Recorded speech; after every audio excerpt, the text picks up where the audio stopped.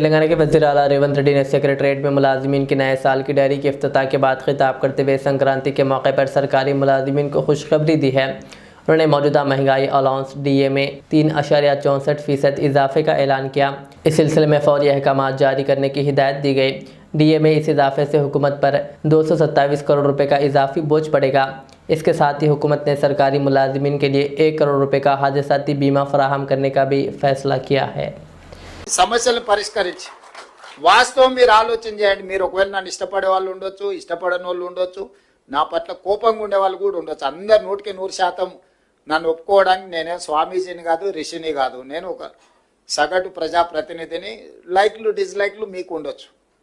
గతంలో మీ జీతభత్యాలు ఎప్పుడు మీ ఖాతాలో పడేది, మీ సోదరుడు ముఖ్యమంత్రి అయినాక ఏ తారీఖు నాడు మీ జీతాలు వస్తున్నాయో ఒక్కసారి మీరు అంచనా వేసుకోండి.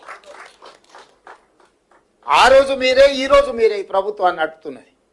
కానీ ఆ రోజు మీ జీతాలు ఎన్నడు వచ్చేది, ఈ రోజు జీతాలు ఎప్పుడు వస్తున్నాయి, ఈ 24 నెలల్లో ఎప్పుడైనా మీ జీతాలు ఆగినాయా, లేకపోతే ఇన్స్టాల్మెంట్లలో ఎప్పుడైనా పే చేసినా మీరు చూడండి.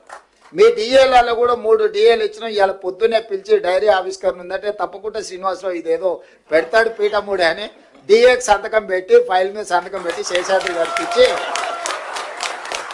కనీసం పోతే ఏదన్నా సంతోషకరమైన వార్త ఒక్కటనే చెప్పాలి కదా నేను వాళ్ళకు అని పొద్దునే సిఎస్ గారిని, సీఎం పేషీలు అధికారులను పిలిచి మాట్లాడి మీ డిఏకు సంతకం పెట్టి